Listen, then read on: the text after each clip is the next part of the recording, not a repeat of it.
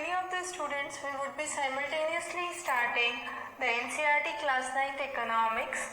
So economics starts from class 9, so you would have 9th and 10th coverage that we would be taking. Now the first chapter here talks about the story of village Palampur. Now as we know, our classes are more focused on the concept, so we won't be going into the intricacies of what exactly is the story about the village Palam and the details about that village.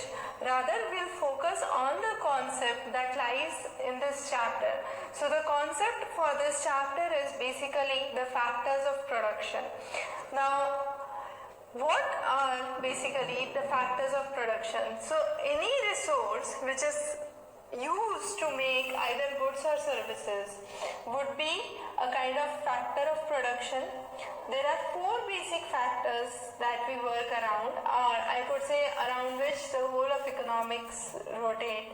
So you have, we'll start with understanding why and how we can apply the concepts of factors of production and the basic kind of framework to understand why and how economics work. So this chapter talks about a village which is well connected to the nearby towns. It has a kind of mixture of upper class families and SC/STs. So you have both kind of housing that is present. So you have Pakka house as well as Kacha house that is there. The village has good electricity connections, has schools and hospitals which are both private and government. Now understanding the concept of government, private, all these lie under the ambit of economics. So you have primarily the key is to understand the production factors. So what is the basic economy that is sustaining that village? Now in India, most of the village sustained by agriculture as the primary economy.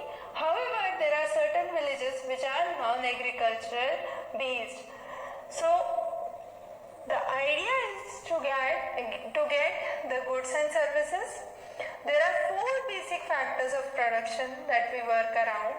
The first is land, labor, physical capital, we also call it as capital, and human capital. Now what is land? I say this is India. So what is there is the key aspect for land is it is a fixed resource. I cannot say I have the land area that is increasing. So whatever land is available is that, and you have to work out the other factors of production on that parcel of land to increase the productivity. So the key aspect for land is it is a fixed resource and also that it is scarce commodity. It's not rampantly available. Then you have labor. This labor can be either manual labor or educated labor. Then you have capital. So capital would be the physical capital, the investment and the human capital. When we say human capital, it is the knowledge, the enterprise and the skill that an individual has to work around. When we talk about physical capital, there are two basic concepts. You have the fixed capital and the working capital. Fixed capital is the capital that is there for many years to go. So for example, if I buy tools, machineries, tractors for agriculture, it would be a fixed capital because it would be used year after another. However, the fertilizers that I am buying, the seeds that I am buying, the crops that I am getting would all, the money that is being invested in would all be the working capital. So you have all the raw material that is put in, which is used at a given point of time and is no longer available for the next year or the next season would be a working capital. So the basic key aspect here is to work around the working capital when you are talking about overall productivity or net returns. Now, as we said, land, the key aspect as we discussed is it is a fixed and a scarce commodity. Now, in Indian villages, acres, you have 75% which is occupied in farming. So there is no scope for expansion. The only thing that you can do is convert the wasteland into commercial lands or the cultivable lands. Now 1 hectare stands for 100 square meters. You also measure land units in bighas and gunitas. Now what is the key aspect? You have the fixed amount of land that is available. What I can do is, rather than cropping just a single crop throughout the year, we can go for multiple cropping.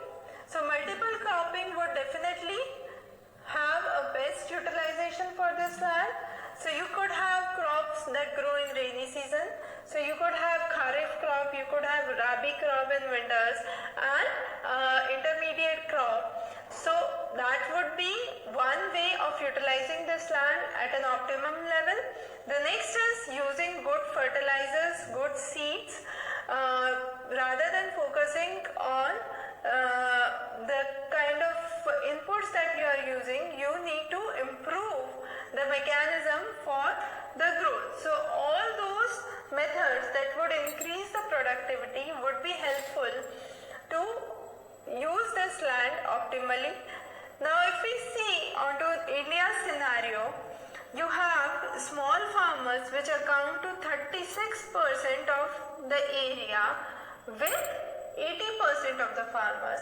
So 80% of the farmers account for merely 36% of the area. However, only 20% of the farmers have 64% of the land area. That means most of the land parcels in India are fragmented. Since there are such fragmented parcels, the only mechanism is intensive cropping. You cannot bring in huge machinery / tractors on small parcels of land. So again, there is major issue which is scattered plots. So you have small plots, they are being divided generations after generation. So father had 2 sons, divided the land into 2, then again the land got divided into 2, and so on. So you have the plot size that is decreasing day by day. So this kind of agriculture can help only subsistence cultivation, which is only for the local family or for a very small or marginal supply. Now the key aspect that we need to understand is we need to sustain the land, and how we can sustain the land is we need to check on the chemical fertilizers that are used. So rather than using chemical fertilizers which can harm the wildlife and the kind of plant life there, we can go for traditional farming. Example of traditional farming would include cow dung as a manure. Then you have use of biogas. Then the highest consumption of chemical fertilizer is recorded in Punjab. Another important concern for land is the depleting or the decreasing water table. So working around the water resources is again a key aspect. Now labor.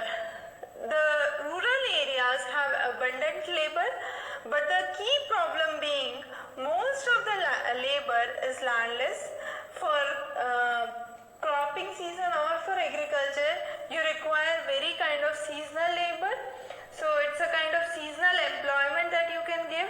There is not a year-round employment that is provided to most of the laborers. It requires really hard work and manual input. However, nowadays you have mechanization that has come into way. So you have tractors for plowing, you have harvesters for harvesting, you have threshers for threshing. However, the main key aspect is the labor which is abundant must be utilized optimally. And what does labor get in turn of its effort that it is putting in? So the labor gets wages. We also call it as salaries in common language. So it gives the labor gets the pay in turn of the amount of effort that it puts in. Now this wage can be in form of cash, that is money. It can be in form of kind, giving some articles which could be useful to the laborer, or it could be merely in form of meals, providing them a daily food. Now this wage can be in form of canned meals, providing them a daily food. So the key problem in India is the problem with landless farm laborers who do not own a land and they are employed only either on a seasonal basis or a daily basis. Now the next is the physical capital. As we said, physical capital is either fixed or working capital. Now the fixed capital is one-time investment. So a medium or a large farmer can definitely afford that one-time investment because they have savings by sales. However, a small farmer has to borrow. So the small farmer would take loan or borrow from either the money lender or big farmers or the traders, and all these charge very high rate of interest. Now 80% of the total farmers in India work as small farmers and they have to borrow money in one form or the another, and that is done in lieu of a very high rate of interest. Now government is undertaking measures to reduce the rate of interest, and the government itself is opening the Krishi cess, so where you have the less kind of interest rate as compared to the market interest rate. Now once you have the crop that comes up, you sell that crop. So when you are selling the crop, you will either, a small farmer, what he will do, he will repay the loan that he has taken, but a medium and a large farmer would save. Once they save, they would invest it further. So this saving would be invested either again as a working capital in a farm, or as a fixed capital in a farm, or they can invest it in a non-farm activity. They can open small shop or trading center. As a result, what would happen is ultimately the medium and the large farmers would have higher fixed capital, or they would increase their fixed capital because they own a saving. Now there are non-farm activities that are popular in villages. However, it accounts only for 24% of the total activities in the villages. It is mainly either dairy. So you feed the buffaloes with grass, jowar, bajra. Then you have a small scale manufacturing with very simple equipment like Khadi Gramodyog. So you have home-based or family-based businesses.